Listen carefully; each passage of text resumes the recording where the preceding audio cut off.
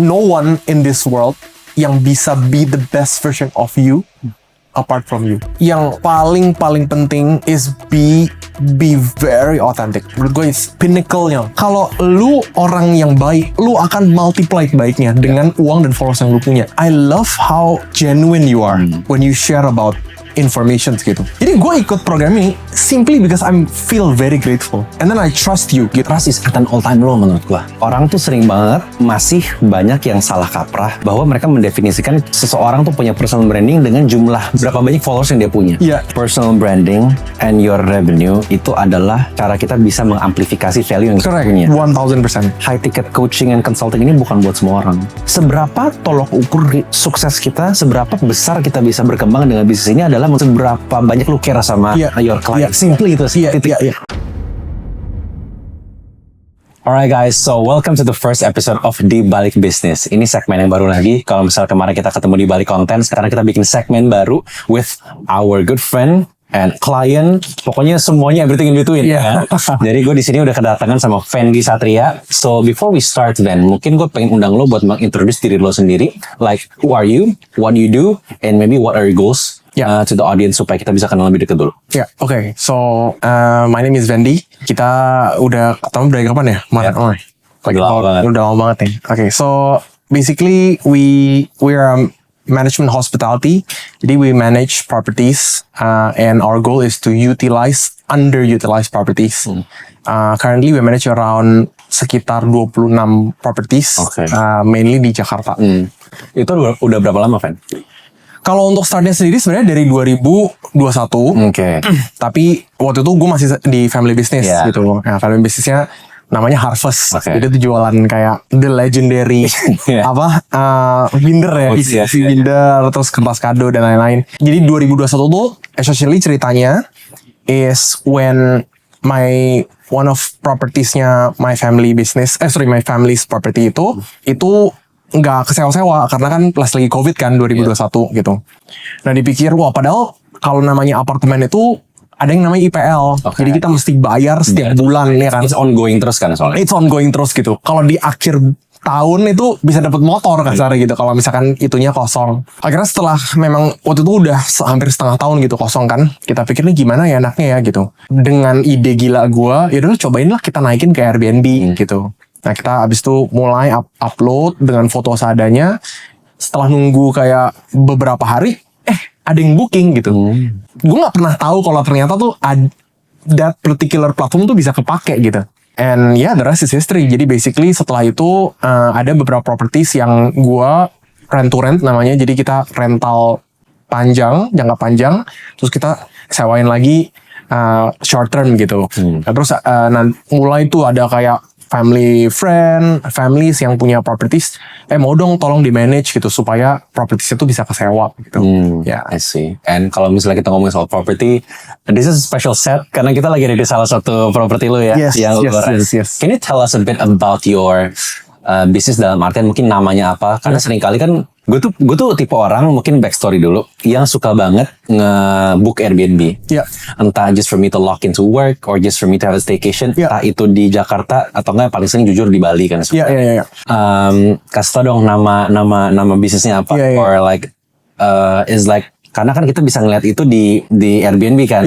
Itu Fendi Satria kah? On behalf of a business kah? Maybe can you tell a bit about what you're building? Yes. Kalau nama bio sendiri di Airbnb sebenarnya namanya Fendi Satria. Cuman nama manajemen kita tuh Aram. ARRAM, Aram Stay. Jadi Aram itu kebalikannya Rama. Ya pas kebetulan banget ya. Jadi Aram itu bahasa Sanskrit. Artinya peaceful, calm gitu. Jadi what we want people to come here itu to feel peaceful, to feel happy gitu. Dan itu selalu value yang kita tekankan, whether it is with the guests or even with partners, kayak mereka yang punya properties. Jadi kita punya ritual ya, setiap kali kita mau buka unit, kita selalu coba untuk berdoa di tempat itu. Jadi kenapa kita mau berdoa? Karena kita pengen tempat ini itu beneficial untuk semua. Baik itu yang punya property, baik itu yang menginap, kita bisa provide the best service supaya mereka bisa menginap di sini dengan posisi yang happy dan tenang. Dan sebenarnya kalau orang yang pernah menginap di Aram Stay juga password kita, wifi semua itu may you be happy. Oke, sebuah efek ya. Iya. Kalau misalnya ada yang tahu unitnya ini bisa nempel password. Ya itu. Jadi itu juga termasuk sama kita as a company, kita pengen semua yang kita manage itu flourish dan semua kita bisa provide semua families yang berada di bisnis kita ini. Gitu. Oke. Ini udah lumayan lama ya, karena kalau misalnya kita ngomongin dari 2021 sampai 2026 kurang lebih udah 5 tahun. Iya. Dan of course tuh mulai dari satu unit your family property, Iya. di mana itu emang punya keluarga pribadi yang akhirnya lu rent sampai ke titik sekarang. Tadi lu sempat mention lu udah nge-manage sekitar 26 properti sekarang, iya. dan lu udah nge-partner lebih dengan orang lebih banyak, mungkin belasan puluhan soon gitu kan. Iya, iya. Nah, jadi yang gue pengen tanya adalah if you were to go back from zero, lu ambil lesson learn lu selama 5 tahun grow si Aram Stay ini. Lever terbesar yang lu bisa dongkrak tuh apa sih? Kalau misal lu bakal mulai dari nol lagi, hal ini yang bakal gue lakuin dan gue akan bisa nge-scale lebih cepet, dan nggak cuma cepet doang tapi ethically dan of course dengan value-value yang bagus ya gitu ya. Jadi kayak what's the biggest lever yang lu bisa leverage gitu? Menurut gue ini it goes along with my personal development sih. Okay. Jadi gue tuh merasa dulu kalau misalkan properties yang gue isi tuh kalau bisa semurah mungkin gue carinya gitu. Padahal itu menurut gue sangat backward thinking. Kalau misalkan kita ngisi barang-barang yang ada di unit dengan barang-barang yang murah, kita nggak akan bisa deliver the highest quality for our guests gitu. Dan itu kenapa gue bilang along with my personal development, karena dulu tuh gue orang yang kalau misalkan beli makanan ataupun minuman itu gue pengen yang semurah mungkin gitu, karena gue pikir ya udahlah cuma makan doang gitu. Tapi with better price pasti ya, itu pasti kualitas makanan juga bagus gitu. Dan jadi as we grow along, gue nggak mau sekarang kalau misalnya kita buka unit-unit baru, kita nggak mau beli barang tuh yang murah-murah gitu. Karena ternyata kalau misalnya kita beli barangnya tuh yang murah juga, itu tetap costly juga. Kenapa? Karena kalau barangnya rusak, kita tetap harus beli lagi, taruh lagi, dan itu buat beli barang itu tuh bukan our business kasarnya.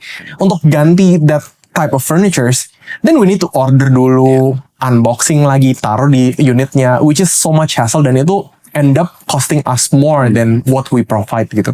Menurut lu ada hubungannya sama conviction nggak sih? Karena when we talk about, kita tahu nih, kita ngehargain unit ini misalnya sekian. Kalau misalnya kita hargain mahal, kan butuh kepedean dong. Buat lu bisa ngehargain unit ini dengan range angka yang mahal gitu. Apakah ada hubungannya sama conviction? Karena lu itu ngeisi unit ini sebaik mungkin, ngerenovate unit ini sebaik mungkin, dan memprepare unit ini sebaik mungkin. Jadinya lu tahu ketika orang masuk ke sini, lu nggak akan mengecewakan. Betul. Pada akhirnya kan hospitality business kan, it's a trust business kan. It's a service pada akhirnya kan. Correct. Ada hubungan itu nggak soal conviction dan dengan yang tadi lu bilang soal naikin kualitas? Sebenarnya kalau yang gue lihat itu setiap unit itu pasti punya kayak daya jualnya masing-masing gitu. Yang gue lihat sih selama ini sebenarnya bukan lebih ke conviction, tapi lebih ke rating sekalian gitu. Itu kalau menurut gue as a people who runs in the hospitality industry itu, kita punya transaction tuh currency-nya itu ratings gitu. Ya. Jadi kalau misalkan kita punya furniture itu nggak maximize, nanti rusak pas lagi diinepin sama guest, kita kalau ngomong tolong ganti dong gitu. Padahal sebenarnya kan itu kualitasnya yang jelek gitu kan. Kalau misalnya kita nagih juga salah, nggak enak ya kan. Kalau kita nggak nagih, kita yang rugi gitu. Dan itu pernah terjadian juga, kayak ada furniture yang rusak gitu. Ya walaupun mohon maaf kata, orangnya ini juga tanda kutip agak overweight ya gitu ya.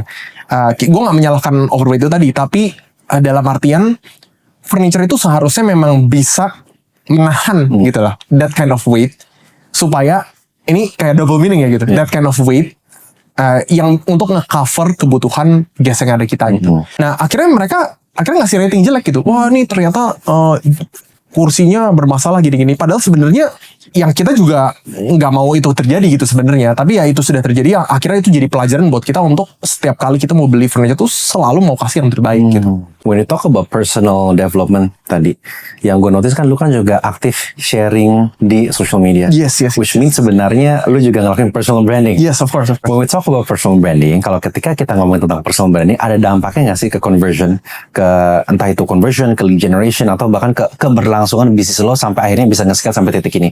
Seberapa penting peran personal branding di si Ramsey ini? Menurut gua mungkin karena gua one of the few yang berani untuk tampil gitu ya di social media untuk jualan service itu. Menurut gua itu sangat-sangat penting sih gitu. Dalam artian setiap kali gua mau manage unit, kalau kita sudah kasih lihat portfolio kita, kasih lihat apa yang kita sudah pernah kerjakan, kita juga cerita tentang prosesnya, orang jadi lebih kenal sama kita lebih dalam gitu ya gitu. Walaupun sebenarnya orang-orang ini nggak kenal sama sekali. I'm pretty sure lu pernah pasti juga ngerasain ya. Gue dan kebetulan memang kita mainnya tuh banyak di unit di daerah sini gitu. Gue pernah sekali datang duduk, terus ada orang datang, Fendi ya gitu. Gue gak kenal nih orang siapa gitu. Siapa ya? Kayaknya kita pernah ketemu gak sih? Gak pernah. Dia bilang, saya baru pernah lihat kamu di konten. Saya kira setelah kita ngobrol-ngobrol, kita end up manage unitnya dia gitu. Wait, itu ketemu di apartemen gitu atau? Enggak di lobby. Jadi gue waktu itu pas lagi nunggu orang di lobby, terus dia lihat, dia benar-benar cuma duduk di sebelah gue kayak Fendi ya gitu. Jadi gue nggak tahu dia sama sekali gitu. Kayak tiba-tiba akhirnya ngobrol gitu. Karena gue tahu setiap kali gue bikin konten juga sebenarnya yang gue pengenin adalah itu tadi. Sebenarnya itu pentingnya menurut gue personal branding sama apa yang lu tujukan sih. Karena yang gue pengen adalah properti-properti orang itu bener-bener utilize 100% gitu. Jadi kalau niat lu adalah baik, pasti lu akan ketemu dengan orang yang baik. Setuju. It's all about intention. Betul. Karena seringkali kalau misalnya kita ngomongin soal personal branding, orang tuh sering banget masih banyak yang salah kaprah. Menurut gue pribadi, ini opini gue pribadi, bahwa mereka mendefinisikan seseorang tuh punya personal branding dengan jumlah seberapa banyak followers yang dia punya. Like kalau misalnya kita ngomong jujur, followers lo banyak nggak? Banyak. Tapi ada yang lebih banyak nggak? Mungkin ada yang lebih banyak, Fan. Banyak. Tapi kenapa ada orang bisa tahu lu, bisa ketemu lu di dunia nyata, dan akhirnya dia bisa nyapa lu dan sekarang partneran sama lu. That is the thing that we want gitu. Yang kita sebut sebagai intensi di sini. Karena kalau misalnya kita bangun personal branding without intention, you're just gonna get followers. Kita cuma akan mendapatkan views, tapi itu nggak akan bisa nge-convert. Mungkin ada cerita sedikit ya. Gue cerita dari perspektif gue ketemu sama Rama nih. Oke, gimana tuh ceritain ya. Jadi gue sama Rama itu pertama ketemu karena gue ngelihat kontennya Rama waktu itu, ya kan, productivity boy waktu itu masih. Sekarang juga masih, bro. Sekarang masih. Cuman maksudnya kayak you don't brand yourself as something yang berhubungan dengan productivity, kan. Jadi waktu gue denger ternyata ada di salah satu komunitas gitu, ada Rama nih gitu. Dan me being me, biasanya gue tuh tabrak aja, gue chat, Rama, gue kemarin ngeliat lu gini, ketemuan yuk ngobrol gitu. Akhirnya kita ngobrol gitu. Dan I think what clicks langsung tuh, I love how genuine you are when you share about information gitu. Dan I think that's what click to me instantly sama Rama gitu. Setiap kali ngobrol tuh, gue selalu merasa lu genuine about what you share gitu. Dan it's a value yang gue selalu pede bawa juga gitu. Dan setelah 2-3 kali ketemu, sebenarnya waktu gue tahu tentang your service, I never knew kalau gue tuh perlu servicenya Rama gitu. Terus setelah 2-3 kali ketemu, akhirnya gue end up kayak bersama lu di your program gitu. Sebenarnya kalau gue boleh ngomong kasar, kalau gue denger secara langsung sebelum kelas sama setelah, kalau boleh ngomong kasar, sebenarnya gue udah dapat 80% sih dari apa yang lu share sebelum kelasnya. Gue karena kita ngobrol bareng terus kan. Betul. Iya. Jadi gue ikut program ini simply because I feel very grateful. And then you trust. Yes. And then I trust you gitu. Dan itu yang menurut gue menjadikan basis ya. Setiap kali kita ketemu dengan our future clients gitu, kalau boleh dibilang gitu. Jadi mereka akan pasti nyambung dengan orang-orang yang sesuai dengan energinya gitu. Dan uang itu uang dan followers tuh it doesn't really matter. It's just medium yang memperkuat siapa diri lu gitu. Jadi kalau lu orang yang baik, lu akan multiply baiknya dengan uang dan followers yang lu punya gitu. Personal branding and your revenue itu adalah cara kita bisa mengamplifikasi value yang kita Correct, punya. 1000%. Dan itu yang menurut gue apa yang gue coba untuk lakukan dan lu juga lakukan. Yes. Itulah alasan kenapa kita bisa bertemu. Yes. Mungkin gue pengen share cerita di balik kenapa kita bisa ketemu kan lucu juga. Oke. Karena tadi lu langsung belok nih kan. Time skip itu 1 tahun. Karena gue ingat banget dari awal titik kita bukan pertama kali kita kenal ya, tapi pertama kali kita ngomongin soal my service itu kan high ticket coaching consulting, personal branding consulting sama client acquisition consulting gitu kan. Gua ketika pertama kali ngomongin tentang ini itu tuh dari awal meeting pertama gua sharing lah ya, kita ngobrol bareng tentang konsep ini sampai akhirnya you ended up becoming a client of mine, itu tuh 1 tahun Van. Meaning kalau misalnya kita ngomongin secara teknis ya, sales cycle-nya itu 1 tahun. Nah jadi that is the crazy part about this sih. Nah dan what makes it work karena kan sebenarnya kan ini juga sifatnya kan service yang premium. Makanya make sense 1 tahun. Kalau misalnya kita jual produk atau jasa yang murah, kita nunggu 1 tahun kan kita udah dead dulu ya Bang. Iya. Karena emang nature bisnisnya makanya ini bisa terjadi. Tapi that's the thing. Kenapa? Karena bisnis seperti ini, service, it's all stacked up upon trust menurut gua pribadi. 100%. Gue tuh udah sering banget ke Airbnb juga, gue tuh udah rebook berkali-kali, 3-4 kali ya hal yang kita sering pakai buat syuting gitu. Kalau misalnya kita ke studio juga, itu tuh kita udah datang 2-3 kali juga gitu. Karena memang yang ngebantuin setup nyaman, terus mungkin check-in experience-nya di Airbnb juga oke. Kalau misalnya gue udah struggle, mereka fast response dan segala macam. It's all about trust. Dan makanya menurut gue di era sekarang ini, entah itu kita mau ngebangun personal branding atau kita ngebangun bisnis yang sifatnya itu tuh service based, I think trust is a very important currency karena trust is at an all time low menurut gua.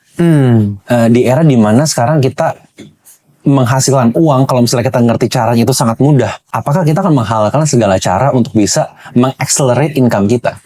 Atau kita akan tetap punya value yang kita stick supaya kita mungkin skillnya nggak akan secepat itu, tapi kita bisa scale dengan tenang gitu, ngerti gak sih gue? Ngerti. Nah jadi ada aspek itu juga. Now circling back to how we first met, sebenarnya lucu banget. Betul, kita ketemu dari suatu komunitas.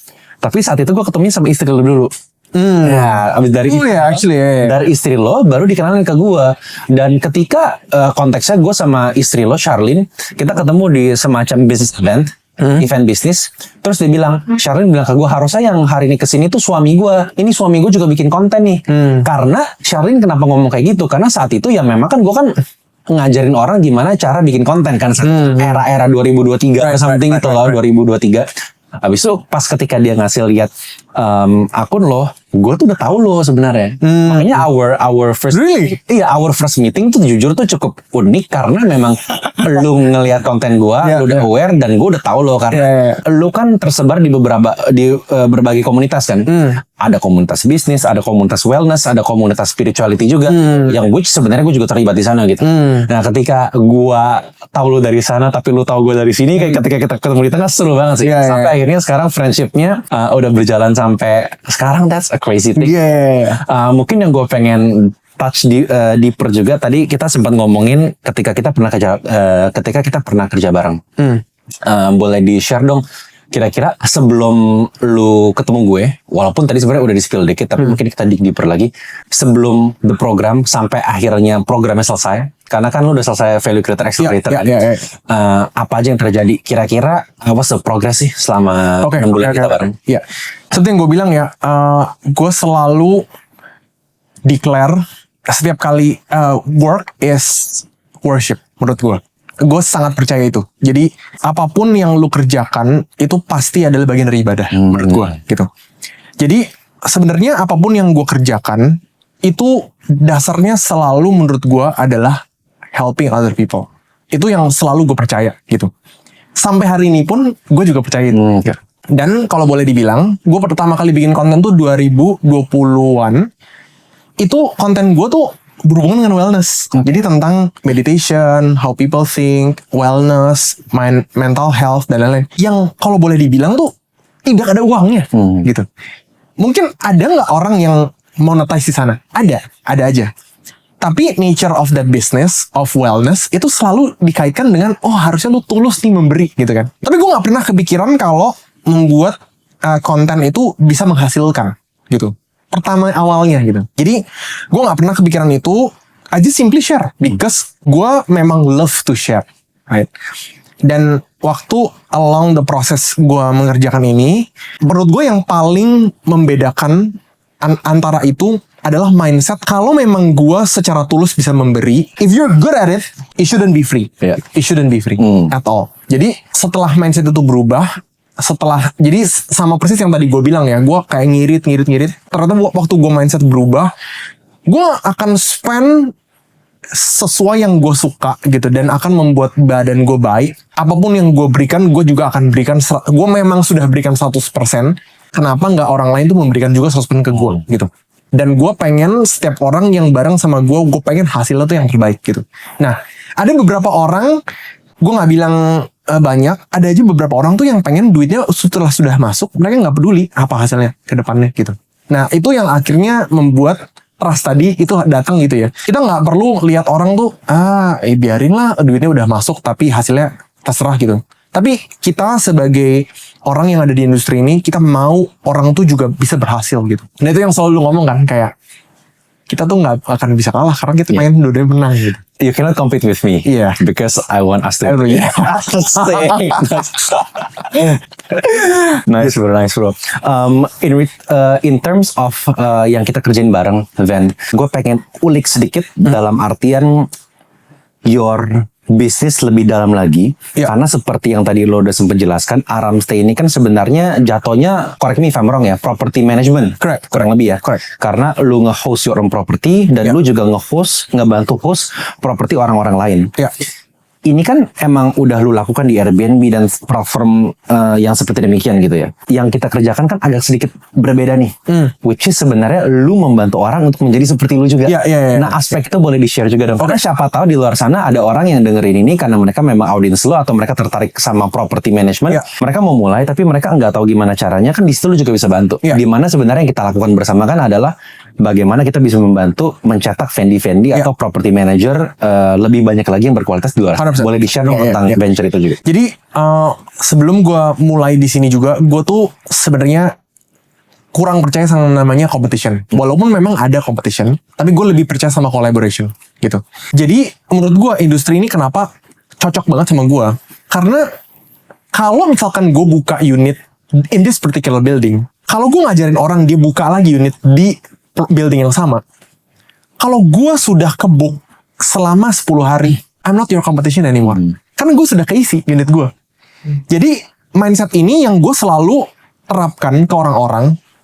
Mau unit itu kebuka terus-terusan, selama unit itu sudah kosong, ya udah kayak berarti udah selesai gitu. Karena menurut gue sekarang ini industri gue tuh industri lagi growing banget. Jadi supply sama demand-nya itu tuh agak jomplang gitu. Yang gue ngomong spesifik itu di luar sama Bali gitu. Dan ini sebenarnya momen dimana pemerintah juga udah memang menggalakkan juga per bulan Mei tahun ini itu sudah harus ada NIB untuk punya Airbnb sendiri gitu. Jadi memang pemerintah sudah tahu kalau ini ada industri yang going dan makanya pemerintah tuh fokus di sana gitu. Kalau gue grow sendiri, I can only limit this much gitu. Karena tangan gue cuma 2, kalau gue hire tim pun juga expansionnya juga nggak mungkin akan bisa sebesar itu gitu. Kenapa nggak gue coba bantuin orang sih yang punya properti untuk bisa manage mereka punya sendiri gitu, dan bisa earn seperti apa yang gue lakukan sekarang gitu. Jadi di luar sama properti yang kita manage, makanya gue mulai masuk ke kenapa sih nggak lu mulai sendiri aja di area lu sendiri gitu. Karena limit gue tuh ya terbatas dari gue juga gitu. Kalau misalnya gue nggak kerjain, pasti akan ada orang lain yang ngerjain juga gitu. Why not? I'm doing it. Gitu. Abis itu hasilnya gimana? For me sih, it has been tremendous sih. Mungkin kalau gue ceritain after dan before-nya ya gitu. Jadi before gue ketemu sama Rama, gue itu ngejual kelas. Oh, gue inget tuh, webinar. Webinar. Okay. My webinar was like 150,000 per batch. Per batch ya kan. Kalau misalnya at max we get like around 50-70-ish people yang bakal dengar gitu. And then setelah itu kita move on to workshop.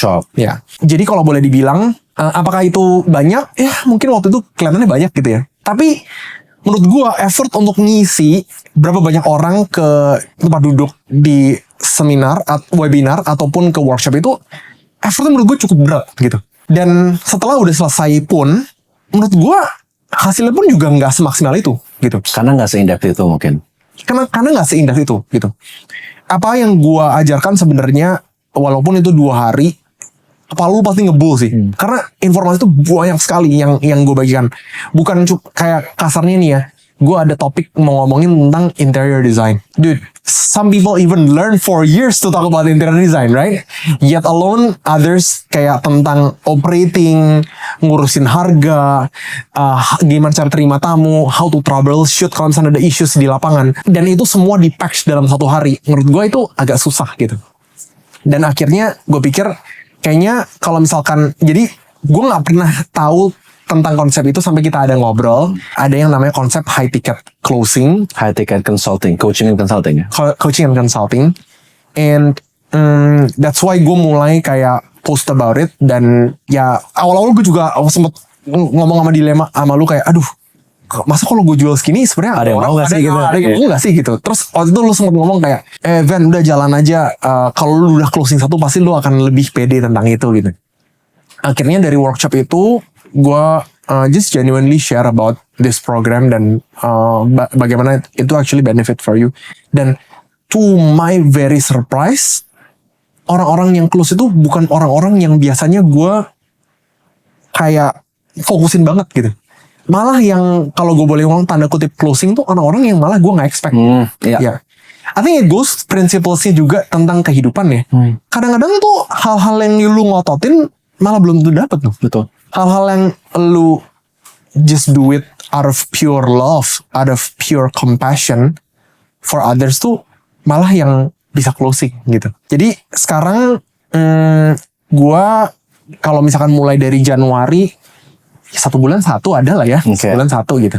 Dan it's been progressing pretty good, I would say, karena gua nggak fokusin 100% di sana. Itu yang gue mau bilang, karena lu juga nggak full fokus di sana kan, Iya, benar. iya. Karena lu ngejuggling beberapa hal juga kan. Correct. Gue juga fokus sama kayak building service yang sekarang ini ada. Kita pengen improve lagi semua service-nya. Terus juga kita juga bangun, sekarang kan kita mau masuk ke villa juga. Jadi kalau gue belum mention tadi 26 itu benar-benar full semua apartemen. Sekarang kita mau masuk ke village juga. Dan gue ikut bangun proses bangunnya juga gitu. Walaupun kalau ada orang ngomong, ngapain lu ikut proses bangunnya? Tapi balik lagi tadi, gue ngerjain bisnis ini tuh bukan cuma out of money doang gitu. Tapi gue pengen hasilnya tuh maksimal. Gue pengen orang yang join sama kita itu juga hasilnya juga maksimal gitu. Nice. Setelah gue share ini aja, menurut gue orang-orang yang sekiranya mendengar, gue yakin kalau gue punya properties, gue dengar orang ngomong kayak gitu, gue pasti wah, gue pengen nih sama orang ini gitu. Oke, nangkap. Kalau misalnya kita compare before itu, lu kan low ticket sama webinar ya, webinar sama workshop. Kalau dibandingin sama si high ticket coaching consulting ini, kalau gua mungkin karena kalau orang di luar sana mereka pasti bakal nanya, jadi lu selama 6 bulan ini udah hasilin berapa gitu. Gua jujur entah kenapa my value is not there. Yeah. Jadi gua nggak mau nge-measure orang dari seberapa banyak uang yang dihasilkan. Didapetin dia, ya. Walaupun sejujurnya cukup banyak, Ben. You know what Yeah. I know how much you're making with that gitu. Tapi kalau misalnya kita bisa compare aja, berapa kali lipat sih dari yang sebelum sampai sekarang? Oh, before and after? Dude, 2 digit X minimum 2 digit. Berarti 10x, 20x, 30x ish. Yeah, ish. Which is a lot. Which is I can safely say we can move to other cities lah. Oh, oke. Sebenarnya dengan flexibly gitu. Ya. Cukup banyak lah ya intinya. Lumayan banget. Oke. Cuman I think menurut gua underliance-nya adalah when you try to close a high ticket, menurut gua it's also about conviction sih. Kayak lu sendiri juga harus pede sama barang yang lu jual. I think itu yang menurut gua membedakan antara orang yang jual high ticket sama low ticket gitu. Ya, karena menurut gua pasti ada orang yang punya uang. Gue yakin. Betul. 1000%. Mau itu di Indonesia, walaupun di low income countries, Third world country ya. iya, third world country, pasti pun sebenarnya juga ada gitu. Pasti. It's just lu punya mindset gak sih kalau lu bisa close orang-orang ini gitu. Iya. Dan asalkan lu bisa vibrate, lu bisa menggaungkan energi itu, lo pasti akan ketemu orang-orang itu kok gitu. Gue yakin itu. Betul. Yang gue mau tambahkan juga soal itu adalah it's very important, sangat penting sekali buat kita mengetahui, mungkin kalau misalnya gue ngomong secara teknis sedikit ya, perbedaan ketika kita menjual sesuatu yang murah dan sesuatu yang mahal. Karena kalau misalnya kita ngomongin webinar sama workshop, itu kan harganya kan 1/100 atau 1/1000 yang lu jual sekarang gitu kan. Yang membedakan itu betul tadi yang lu bilang di conviction. Kenapa? Karena sebenarnya menurut gue high ticket coaching and consulting ini bukan buat semua orang.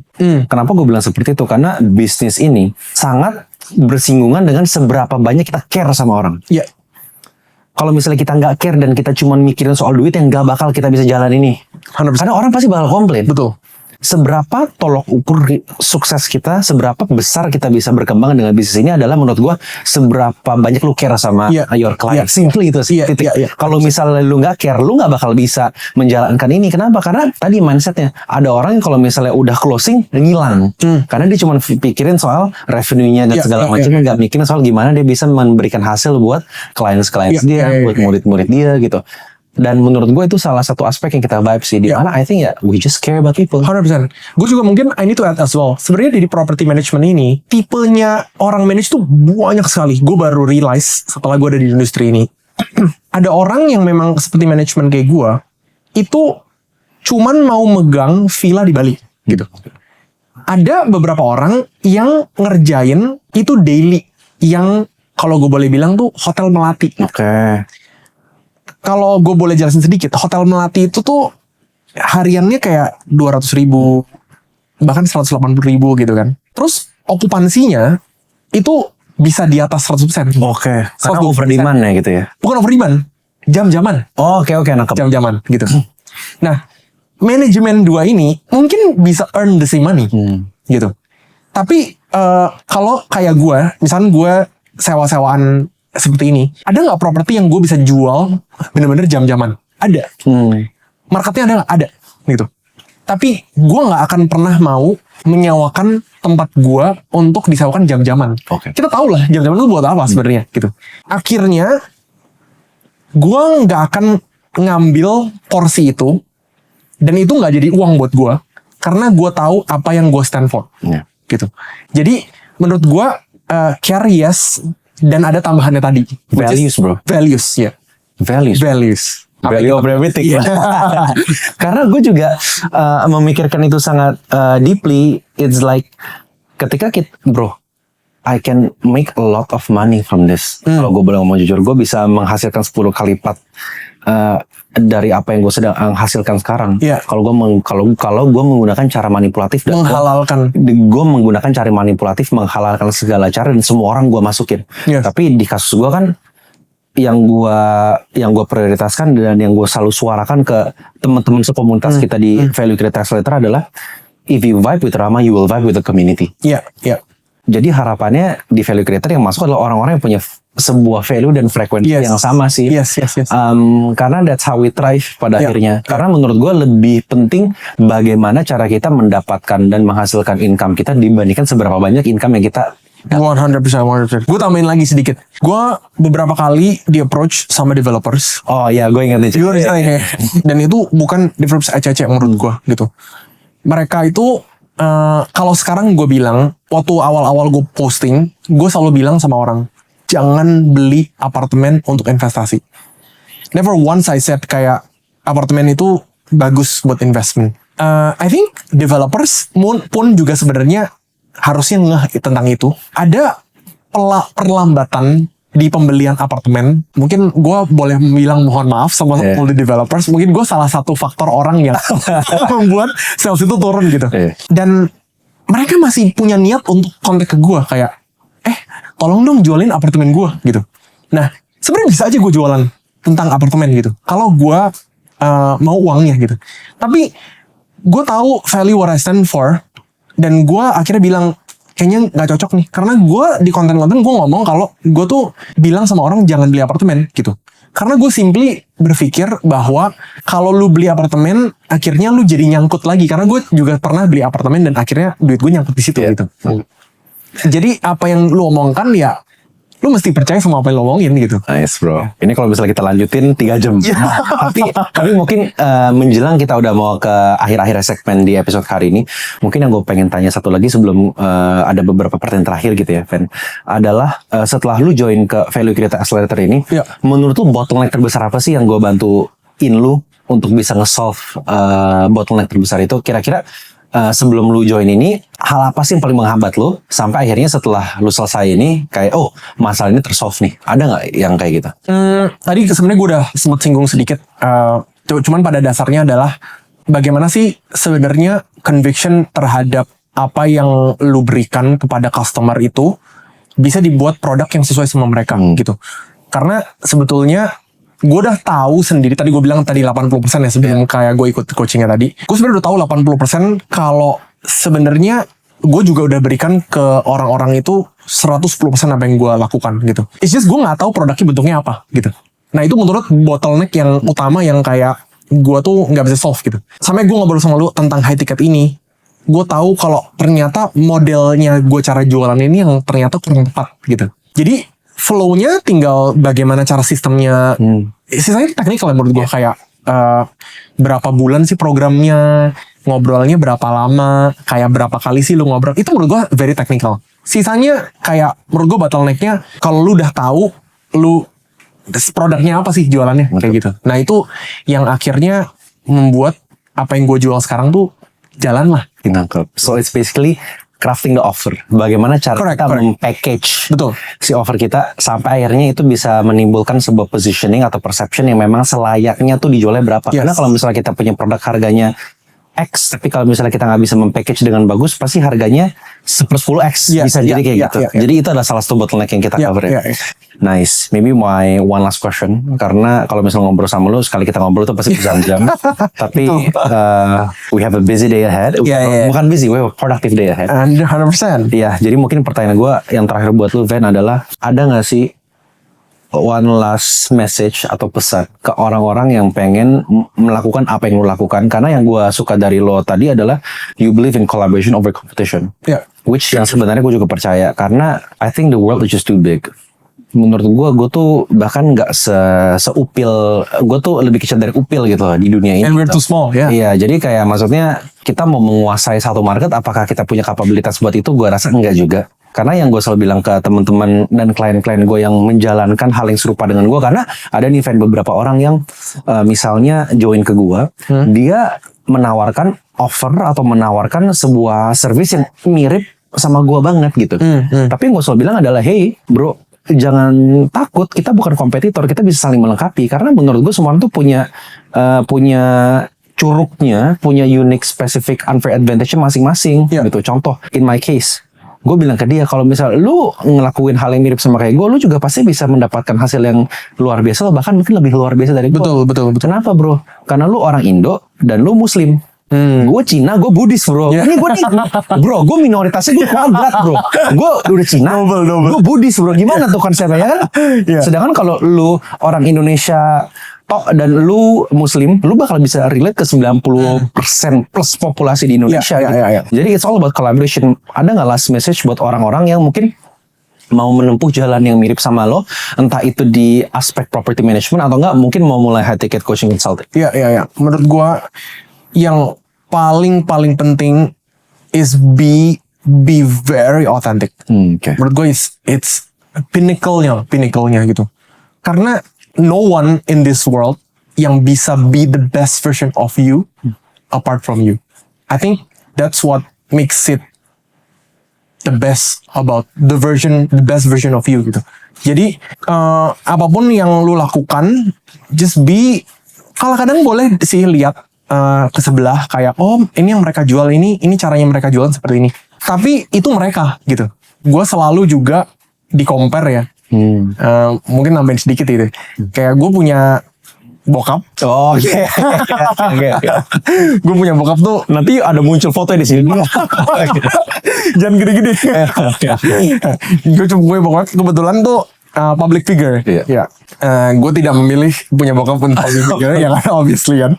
Cuman gue karena bokap gue tuh public figure dan cukup I would say it's Googleable. Right? He's Googleable. Dia terkenal. Iya.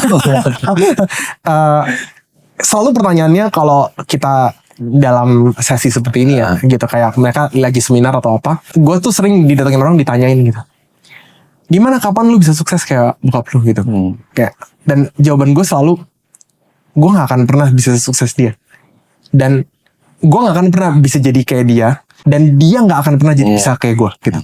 Kenapa? Karena hidup lu beda. Lu hidup di timeline yang berbeda. Dia punya resources berbeda. Dia punya otak berbeda. Gue kalau lahir di eranya dia, di kondisi seperti dia, gue gak mungkin bisa sukses. Pasti. Karena dia punya otak seperti itu gitu.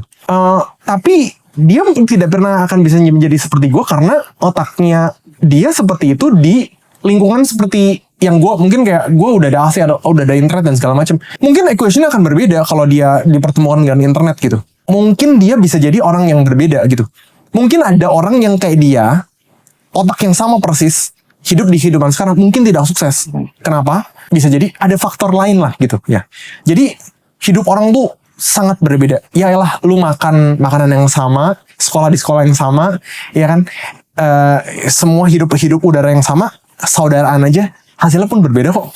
Lu kembar aja bisa beda. Iya betul, lu kembar aja bisa beda gitu. Jadi hasilnya pasti berbeda. So, just do 110% about yourself. Kayak lakukan yang terbaik dari versi lu. Hasilnya pasti akan maksimal sesuai sama porsi lu. Nice. Mungkin kalau misalnya gue nge-summarize, mungkin nggak bisa semuanya karena terlalu banyak. Jadi ya you better listen from dari awal sampai akhir. Tapi kalau misalnya nggak pun ya there's Claude now. Yeah, bro, you gotta be in for the sauce ya kan. Kalau misalnya gue rangkum sebenarnya yang gue tangkap dari obrolan kita, yang beberapa key konsep yang menonjol sebenarnya yang pertama tadi yang lu end with, which is authenticity. Itu penting banget. 2, over delivering. 3, tulus. Kalau mau ngebantu orang harus tulus. Yes. Dan yang keempat adalah balik lagi values. Dimana sebenarnya kita harus tahu pendirian kita apa. Hal yang kita nggak mau ingkari itu apa. Hal yang kita nggak mau korbankan untuk hal-hal yang lebih penting dari hidup kita. Betul. Jadi itu sih, Van. So thank you very much for sharing in this room. Thank you. Happy to meet you again offline setelah beberapa bulan kita nggak ketemu. Of course. Karena he's been grinding, guys. So that's pretty much it. I hope to see you in the next. Bukan episode, mungkin episode, tapi ya nextnya lagi pas kita ketemu. Of course. Thank you, Pat. Thanks a lot.